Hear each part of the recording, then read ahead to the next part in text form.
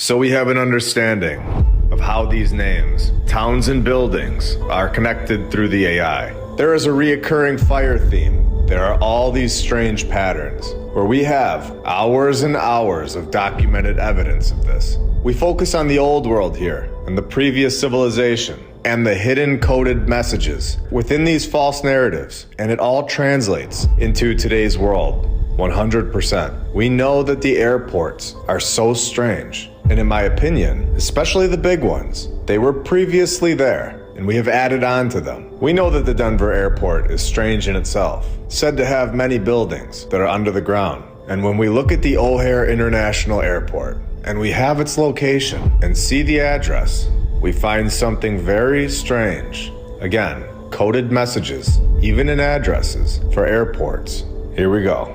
We see 10000 Bessie Coleman Drive, Chicago, Illinois, with a zip code of 60666. We have a lot of interesting things to look into today, including giants. We visited the Mounds, which is clearly a massive pyramid, right next to St. Louis. We have boots on the ground footage in episode 45, and I thought that we covered the best parts of that story, until I found this article, titled The Mounds Complex, Ancient Open Air University of North America, for teaching navigation and cyclic astronomy. Here we go. We scroll down and find this paragraph. In the 1880s, archaeologists went into the site and found a vast amount of skeletal evidence in the mounds, sometimes in deep chambers, far from the surface. They found very large individuals, achieving heights of 7 to 8 feet in stature.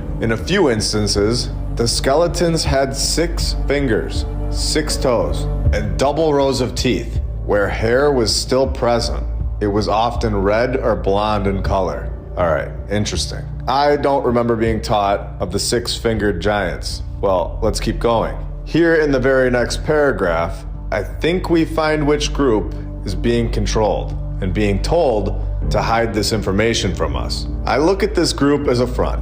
I think they're being told to do this by the hidden group, but let's see what happened here. And you, of course, can decide for yourself. John Wesley Powell lived with the Indians, and of course, became the first director of the U.S. Bureau of Ethnology at the Smithsonian Institute. Powell started deciding what we were going to learn, deciding that the Indians were the only people who had ever been in the Americas prior to Columbus. So, he tells us that the Indians were responsible for the Cahokia Mounds. Very interesting. And also, Columbus, in my opinion, was not a real character, and just another story where if you think he was good or bad, you are admitting that he was real, when in reality, he's a fictional character to attempt to set up their ridiculous timeline. Are you ready to go even deeper? We have fully documented, reliable accounts of the Smithsonian Institute personnel traveling to the 1800s communities in Middle America to take possession of large skeletons exhumed from the mounds, where they have this information documented in papers. Then we have Patricia Mason of Ohio reaching out to the Smithsonian Institute for more information to try to find these giant skeletons that were somehow gifted to this museum, or you could call it a burn pit, because they told Patricia that the Smithsonian Institute never received any of these items. So we clearly have an operation here. We are starting to see who is doing what. We are seeing key players in the game, and who is attempting to hide our past from us. At this point, there were 100% giants in my opinion. The doors that we've seen here are massive. They aren't for us. Buildings are way too big. They aren't proportionate to our size at all. And when you find this article from 1891, where it states that the old Catholic temple erected at 120 years ago in 1771, which was 5 years before the USA was even found. It was abandoned as a church. The old temple has an interesting history. Well, I'm sure it does. A temple in from 1771. And wait, what did they say was 24 inches under the dirt at from episode 45? What appeared to be the outline of the temple. Was this temple and these giant bones here so much closer to our timeline than we are told, covered up by dirt at some point after 1891. They could be talking about another temple, located in the same town of. But how many temples does one small town have in 1771? This is all very strange. Either this is the temple, and it was built in 1771, and this was common knowledge, possibly by giants, or was filled with temples. It's very interesting stuff. How many temples does your town have? In 1771, I guess they just had a bunch of temples all over the place. What is going on here? Especially when St. Clair County, the county that is located in, wasn't even found until April 27th, 1790, which is like 20 years after they say this temple was built. The mainstream history is a complete mess at this point. It isn't logical at all. The truth is smooth. It makes sense. There aren't holes in the truth. A lie is a mess and all over the place. And this is exactly why we fully trust the mainstream narrative. Oh wait, we don't? Now in Columbus, Ohio, we are given one of the most important narratives to this point, to our research, in my opinion. We have the Pontifical College, Josephinum, where Joseph comes over to the USA from Germany in 1867. 3 years later, he becomes a priest and has his own church within a few months. And he gets to buy the house next door, of course, to support 12 orphans. And do we all know about the orphans at this point? Possibly a repopulation tactic that was going on in the 1800s. It's very interesting. Was it only 12 orphans? Or was this one of the places that they would send the orphans through to get them into society? Because who would ever question Joseph the priest from the 1800s? You know, the guy that just randomly shows up from Germany, has all the money ready to buy houses somehow, to support orphans. It all checks out, of course. Simple stuff for Joseph. This was known as the St. Joseph Orphan Asylum. It grew so rapidly, for some weird and of course very random reason, that 5 years after it began, Joseph moved the operation closer to the railroad, which is how these individuals would be dispersed throughout the country. So this is a paragraph of admission. We are being told, down to the smallest detail, how this operation worked. It would go through churches. They would bring a manager type over from Europe, call them a priest, give them a house, give them the resources to run these operations, purchasing new buildings with ease to run the program. So not only do you have the World's Fairs that were a repopulation tactic, you had these orphan trains and orphan hubs where they would be dropped off and planted into society. The new facility that Joseph was just finding and saying was his. I want to make that clear, he wasn't building anything. He was given these buildings that were already there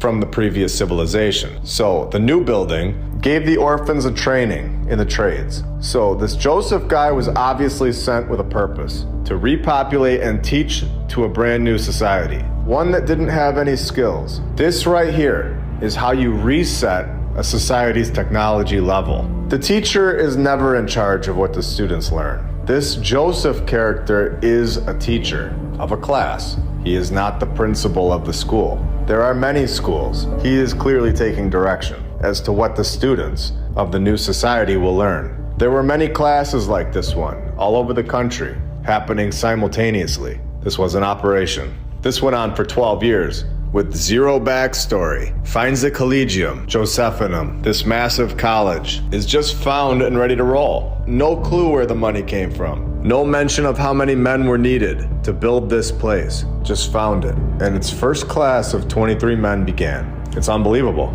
This is one of the most important stories to our research, in my opinion, because it shows exactly how the operation took place. It's actually laying it all out there and shows us exactly how they repopulated these regions in the USA. It shows us the operation with the orphans, the teaching programs. And this was our base for our technological knowledge. Whoever controlled this operation from the top has all of the technology from the previous civilization and is controlling what technology we get to have. And they've clearly been doing this for a very long time. And for anyone that's on the fence, we have the St. Vincent's Infant Asylum, located in Baltimore, where we have tunnels under the ground. This infant asylum was in use in the mid-1800s, during the same time period as German transferred Joseph. And what do you know? In the early 1900s, the operation was done, and they declined new orphans. 1941, they changed this to apartments. And in 2015, they light it up and try to destroy it with a fire, but they fail. So 3 years later, what do you think happens?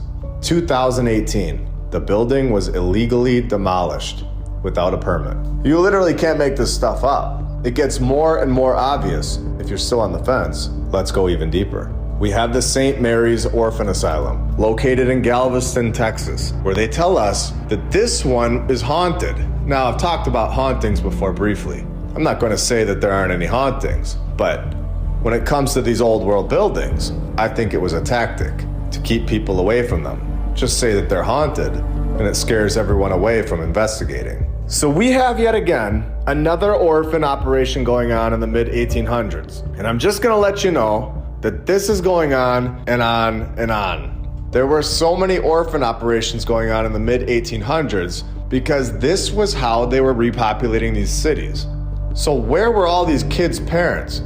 Is this where a lot of our families originated from? We are told hundreds of fire stories. We know that that is the key, and the nod, that it's a building that was constructed by the previous civilization.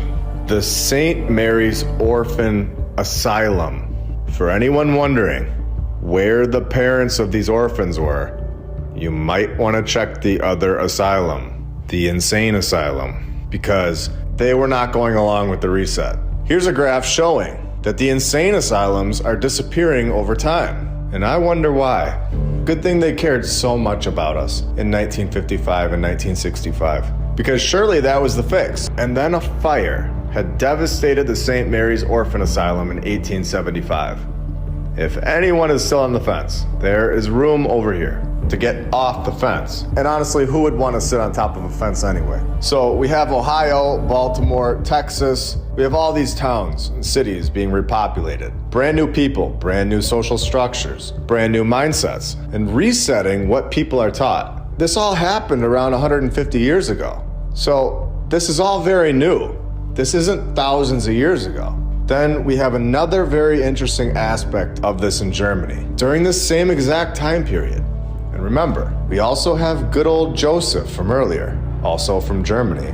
So here we are given the Kinderbewahrenstalt. And if I pronounce that wrong, I hope you all understand. This is where we are given kindergarten, another tactic to teach children the brand new social structures. What better way to trick people? Take them out of their family's home and tell them what to think, and then test them on it. Failing the test will then lower your self-esteem, putting a social pressure on children to agree with this new way of taught, or they will be called dumb and get an F. This is an operation. It's all connected, and it's designed to enslave the world's population. Year after year, we are all taught a false narrative. We've all been brainwashed into thinking that you are either smart or dumb based on a curriculum that holds zero value in the real world. Now, who knows if this Frederick Froebel was even a real character, but they do admit that kindergarten starts in Germany around the exact same time period that we're talking about, the mid-1800s. So I wanted to tie it all in with the rest of the world. This is a worldwide operation. This is not just the USA. We have a lot of things in the USA being controlled through Germany during this time period, especially the education aspect of it.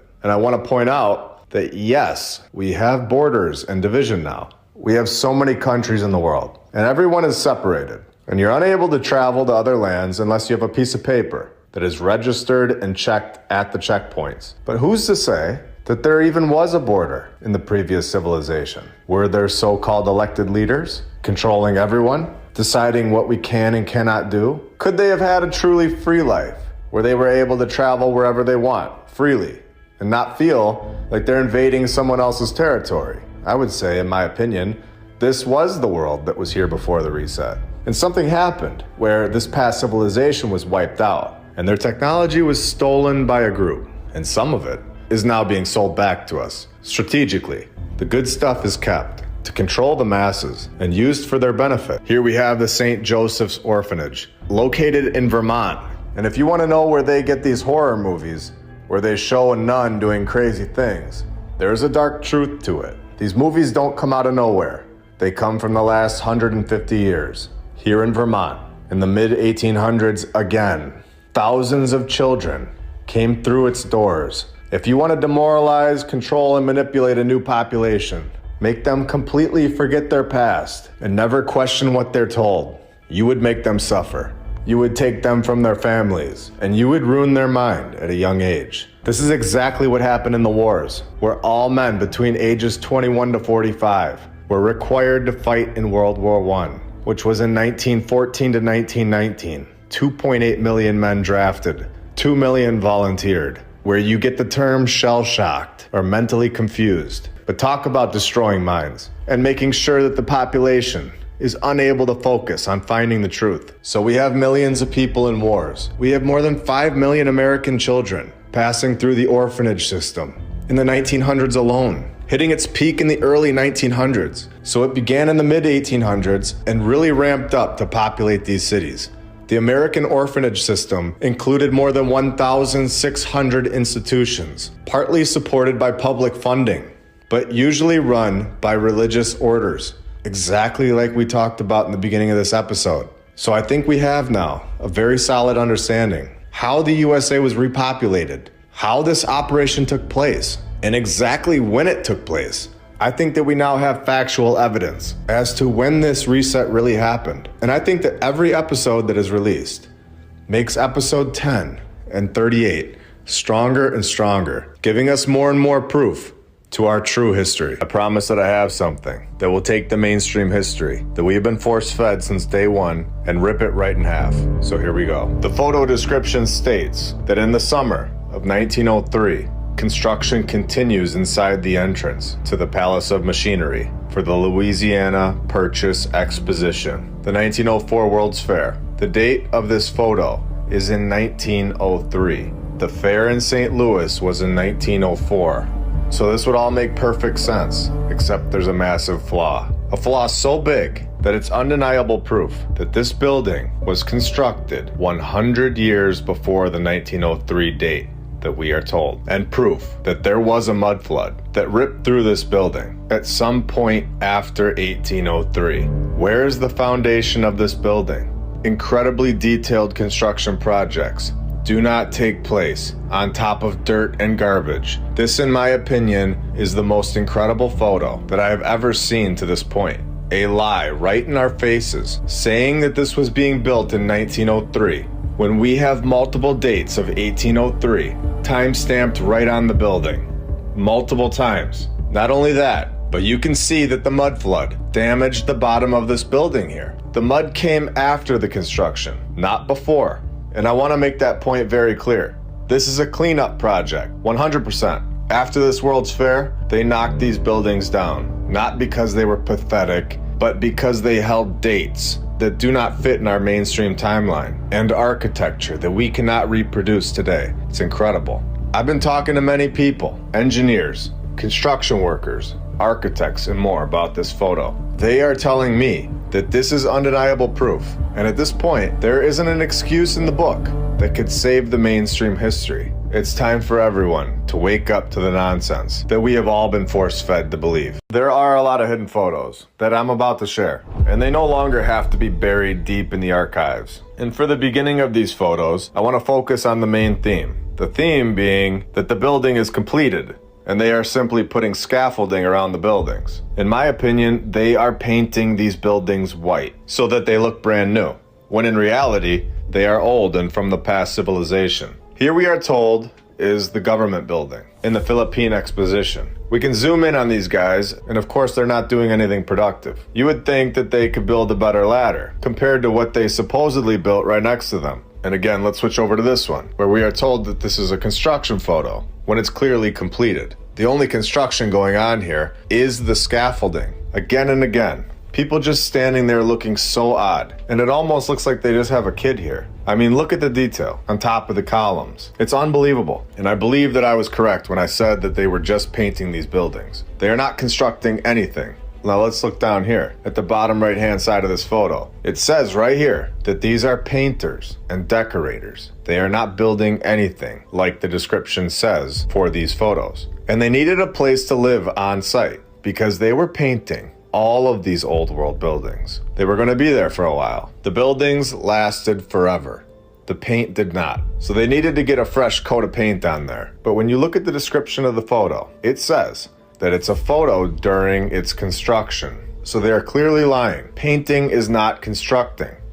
It's painting. Two different, completely separate jobs. So these are all from the St. Louis World's Fair that we showed in the intro. The dates are from 1803, not 1903. And it had a mud flood that ripped through the interior of these buildings. So let's take a look at this building from St. Louis. And this is founded and renamed the Varied Industries Building. This is another completion photo that they're trying to say is a construction photo. And I want to zoom in on the top of this building. Can you believe the tech that is on the top of this thing? It's incredible.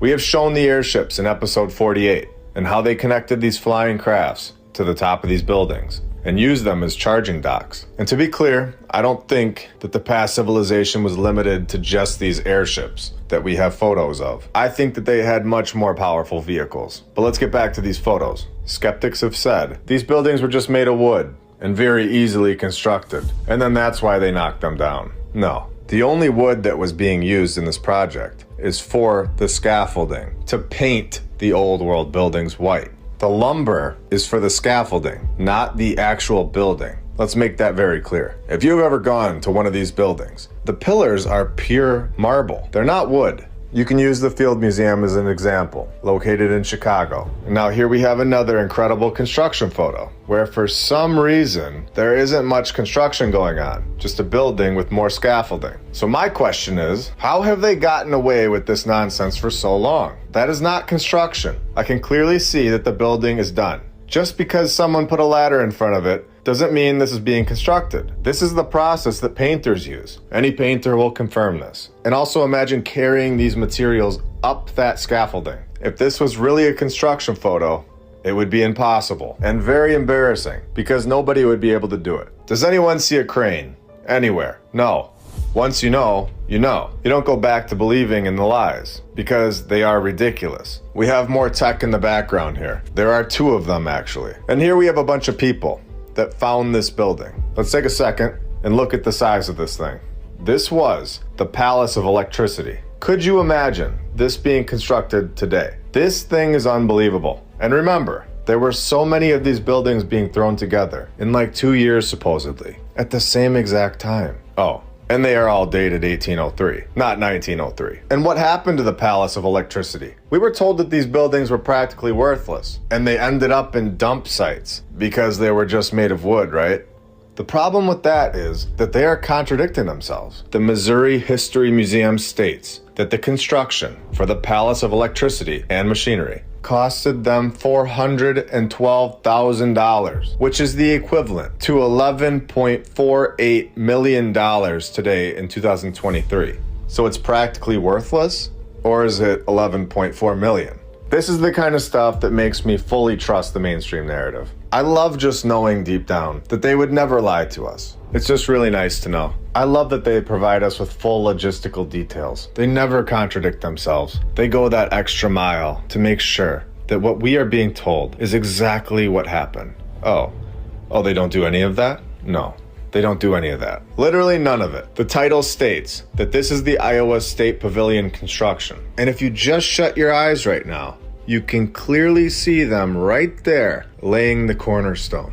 Okay, you can open your eyes now. This is the master builder down here. And those guys up there were also fully trained on how to build massive palaces. In fact, they are admittedly self-trained, getting a lot of their architecture designs and ideas from working on Abe Lincoln's house. As you can see, they were very busy workers. They got that building done in less than 2 years, ready for the world to see. Temporarily, of course, before knocking it down, so that nobody would ever see it again. And we can't forget to mention that they have painters actually painting this building. 4 of them to be exact. Proving again that these are not construction photos. They are painting photos. And over on the right-hand side of this photo, we can clearly see a construction process happening, putting the scaffolding together with perfection. Just look at that scaffolding architecture. Okay, I'll be done with the sarcasm for today. The mainstream narrative is so ridiculous. It's really hard to not make fun of it at this point. And then we have more painters. He's got his paintbrush in his hand and the paint right there on the scaffolding. So it's pretty clear at this point that these are no longer allowed to be considered construction photos for anyone that ever had a doubt in their mind. Now he's holding up a hat, and that hat says something on it. I wish I knew what it said. Comment below what you think that hat says. All answers are accepted. And here we have the United States Fisheries Building during its completion. But I'm going to zoom in on this building on the right-hand side because it's very strange. And we have these creatures' faces on the side of this building, with writing here as well. I can't see exactly what it says, but it definitely doesn't say Fisheries Building. And then we can see more painters up here on the left-hand side. And here we have a modern fisheries building. Built by us, of course, which won't last forever, unfortunately, because that's the way we construct things. So here we have a fisheries building that is designed by the Greek gods. And we are told that this is a separation of 100 years. But we are evolving and advancing,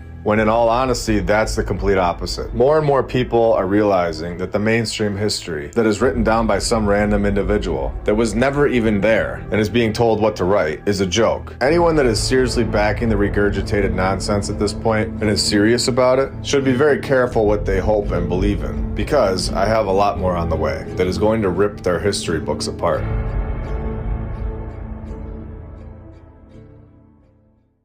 So let's switch gears here for part 2. I want to show you all the Grimes County Courthouse, located in Anderson, Texas. And we'll just go right in on their website and can really understand how deep the lie goes and how many times it's happened and how these stories are a code, and in my opinion, written by the AI. And a clear giveaway is the repetition. The courthouse was supposedly designed by Glover and Company and completed in 1894, where it incorporates the east wall and foundations of an earlier courthouse that was, you guessed it, destroyed by a fire. So, we are all aware of what the fire narrative really means at this point. It is a nod to their group that this building is from the old world. There was never a fire here, and this building is the original building. The fires that happen today are real.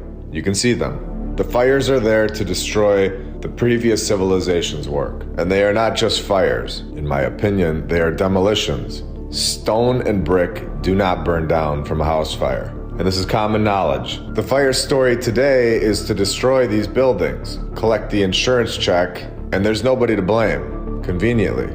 Now, a fire story from the 1800s is weird, because they're trying to fit these incredible buildings into this insane timeline that they're trying to come up with. It's simply a nod, and we know this now. The amount of times that the fire narrative is given to us is alarming. Can you imagine every single house in your neighborhood going up in a fire? No, that's not possible. But nearly every single old world building has a fire story. The probability of that is 0%. So let's stay in Anderson County, Texas, where they have another courthouse that has a backstory that, in my opinion, wouldn't hold up in their own courthouse. Located at One Public Square in Palestine, Anderson County, Texas. This building was built on top of the highest hill in Palestine. And we all know, when there is a big hill, that something is most likely under the grass. We've shown this a lot. Episode 45 has an awesome example of this. Of course, we get the weirdest reoccurring names here, which we have shown a lot. How the AI can't come up with different names. It basically takes like 3 names and scrambles them. It's actually bizarre. It's very weird. Episode 43 is my favorite example of this with the Fredericks. But here we get the architects, Charles Henry Page and Louis Charles Page. So we get Charles Page and Louis Charles Page. That's fine, they can be brothers. But we know the reoccurring names at this point, and know that this is not an accident. And we know what's really going on here. The mom and dad didn't put Charles as the one kid's name, and Charles for the other kid's middle name. It's a clear mix-up by the AI. And then calling them brothers. And to drive this home, if you're on the fence, this is the 4th courthouse on this site. And this one was thrown together by the Charles Page twins in less than a year, over 110 years ago, from 1913 to 1914. Still trusting the narrative? Or should we go deeper? The first Anderson County Courthouse, a 1-story frame structure, was built in 1847. It was replaced, supposedly, 9 years later. And this type of thing was simple in the 1800s. Building courthouses back then with a horse and a wagon with no power tools was simple stuff. It was very easy. So a third courthouse, also brick, was completed in 1886, only 30 years later. But you guessed it, was, of course, destroyed by a fire in 1913. We're clearly at the point where we are proving time and time again that we have been told a massive lie and that none of the mainstream history is or ever has been telling the truth. Again, using facts and real logistics and common sense, this fire supposedly happens in 1913. This is what they're telling us. And then somehow clean this brick building up, get it out of the way, get all of the new materials to the site, and knock this new courthouse out in less than a year. And it's here forever. This is insane to believe at this point. That isn't even close to a real timeline. And we're not done with Texas today. Let's go over to the Fort Bend County Courthouse and see what they have going on over there. Since, of course, we have these very real twin Charles Page brothers, pinned as the architects of that one too. A brick classical revival style masterpiece that also stands the test of time. And if you thought that last one was an eye-opener, hold on to your seats, because this is the 5th courthouse in this county, which began in 1837. The structure was designed by these Page twins and all wrapped up in 1909. So from 1908 to 1909, less than a year, they got this thing done. And that's of course not the weirdest part, because of course there is more. Because we need to figure out why there's been 5 courthouses here in this town. So the 1887 courthouse, one of the 5 that were here prior, had a clock tower, but they removed that shortly after the building was done. Which makes sense if you're trying to hide the past civilization's work. This courthouse stood on Morton Street, where the current town hall sits, and you guessed it again, it burned down in 1930. Did you think that was where I was gonna stop? Well, here on TexasCourthouses.com, I found all 5 of these supposed previous courthouses, and I want to know where they all went. Not just one of them. The first one, in 1842, gone, lost to erosion. Here's the second one. Building completion date, 1871. Present status, gone.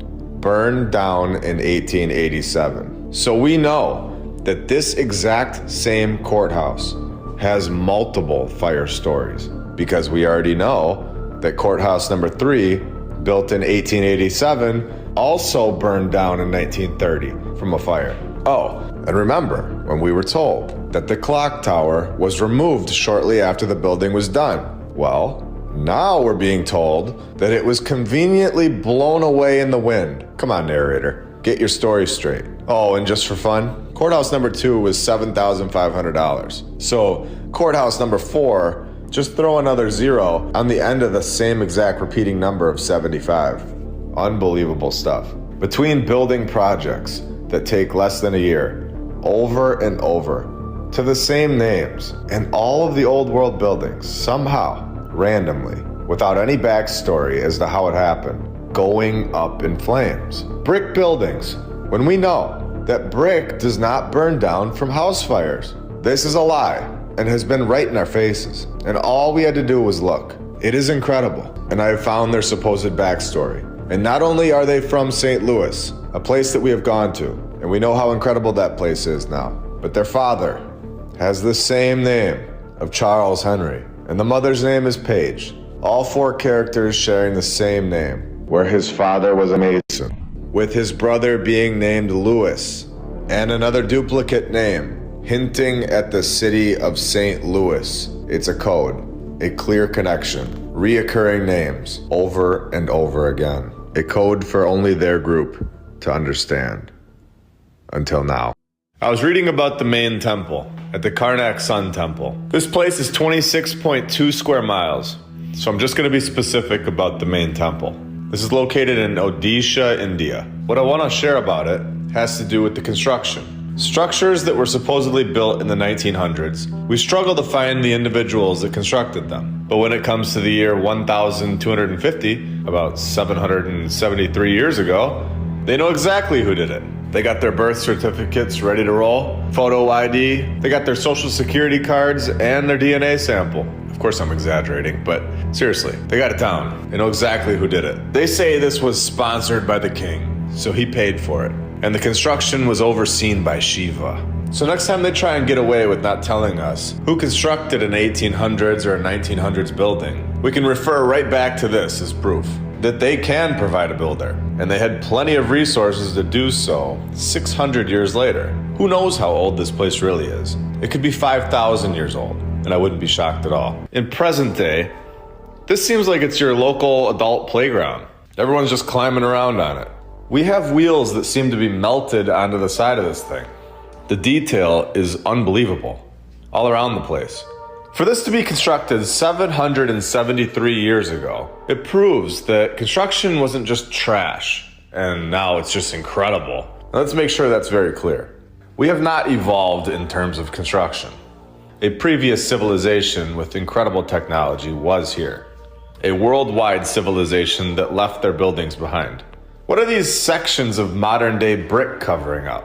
They don't fit in. They're all over the place. You can easily see the difference between the old world and our world. Here we have more climbers. The stairs are right next to this man. Not in the mood for the stairs that day, I guess. Now, if we go a little more to our right, we're gonna see 5 more wheels. And this is just your standard construction work, especially in the year 1250. They really enjoyed making fake wheels on the side of buildings. What are we talking about? Who are we kidding? This is not a random wheel that they chiseled into the side of the building. This, in my opinion, was an actual wheel that has been petrified into a rock. The entire structure here may have been the same material. Once petrified, it looks like this. And this thing right over here can serve as proof. This was not one huge piece of stone that was carried here in 1250. This was carved and turned into this material. There's plenty of proof of this. Many times people have opened these things up and they find that it's wood. Now, I'm not ruling out that this is stone, and that these people had the technology to somehow bring this huge piece of stone here and then carve it perfectly, and it stays here forever until the end of time, which is the opposite of the way we build anything 773 years later. But after everything I've researched, I would side with the petrified wood as the answer for this, especially because there are wheels right next to it, and wheels are normally not stone or brick. That wouldn't be the #1 choice of material when you're this technologically advanced. If we go around the corner, you're gonna see that there are even more wheels. They go all around this thing. And check these things out. They were clearly placed on that spot. They even have a pin through that spot to hold them there, meaning they were able to come off at one point. If you zoom in on this place, it's just unbelievable. The amount of detail that is in it is just mind-blowing. It goes all the way around this thing. There's no chance that this was stone when it was constructed, if you believe the mainstream narrative. Chiseling stone like this in the year 1250, it's impossible if you believe the mainstream narrative, that we evolve and advance. Or else we would easily be able to do this almost 800 years later. They had it figured out and had it down. It was no problem at all. All they needed was a king to sponsor it. And any one of the 1,250 people would get the job done. Here we turn the corner and it looks like we've caught someone doing something they shouldn't. Up to no good. Let's go a little further. And more wheels, of course. A bunch of people that have no idea what they're on top of. Just climbing away, having a big party and celebrating something. Now, are we sure we're told the truth about our history? Are we 100% sure? Of course not. In fact, I'm 100% sure it's all nonsense. What is happening here in Mesa Verde National Park, Colorado? This is just an average mountain that for some reason has things that look exactly like houses and buildings with windows in them, and has stairs all over the place, which is totally normal. Oh, no, it's not normal? No, it's not normal. These are clearly structures with windows and stairs. Who was living there? And where did these people go? And which construction company did these people use? Who was the architect? We can be given the names of the construction leader for a 1250 story, but not this? Of course not this. Because it's in Colorado and not India. If we were given a construction worker's name for this one, the entire narrative would be tossed in the trash, right where it belongs at this point. So instead, it's just a mountain, and we don't like to talk about it, okay? Now the mainstream says these are ancestral pueblos. I'm not trying to offend anyone, I'm just sharing my opinion. These are not pueblos, in my personal opinion. You can believe it if you'd like to. But these are from a past civilization and were most likely way bigger than this. I would not be shocked at all if they were destroyed on purpose. Would you? And we have more mountain climbers. Oh, those are built in North America? Yeah, so those are built by the ancestors. Not working anymore. You can't give us answers in India and then act like you don't know anything in North America. It doesn't work like that. So I've been having a lot of fun looking at some ancient stuff today, but let's go over to something that is actually here today and still in operation. The Alcazar Hotel, located in St. Augustine, Florida. This was constructed in 1887, they tell us. Now, this is located in St. Johns County. And if we take a look at the population for the entire county in 1887, not just St. Augustine, the population for the whole county was only 8,000 people. Why in the world did they need a hotel like this? This place was and still is massive, home to a 3-story ballroom and the world's largest indoor swimming pool. What in the world is going on here? This is now a museum and added to the National Register of Historic Places. The problem with all this is that it's constructed like 40 feet away from Flagler College. And Flagler College looks the exact same.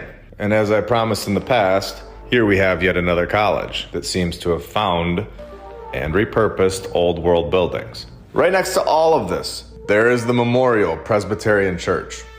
And this church has Italian marble floors. The dome was supposedly brought over from Italy. Now they say that all of this, the entire area, every building, every church, was constructed by one guy. His name was Henry Flagler, and he dished out the cash and got all of these constructed, no problem at all, in the 1800s, of course. This took 50 years to build, which seems normal. Wait, no, what is this? This took 5 years to build? Are you kidding me? In 1825? This just got thrown together in 5 years. 200 years ago, I guess that was just simple construction. Just chiseling away at that Italian marble. No need to mention any construction company or master builders for this one, because anyone could do it in 1825. This was simple stuff back then. Easy. But in the year 1250, we were given Shiva and all of his personal records. They knew all about that construction process, of course. Does that make sense? No, that does not make sense. That they would know all about the 1250 story, but no information on a construction company in 1825. And have you seen this basilica? Built 1,000 years earlier, in the year 825. Still standing strong today. St. Mark's Basilica. Constructed in 7 years. Thank you all for your support, and I hope you all have a great day. I will be back very soon with much more. See ya.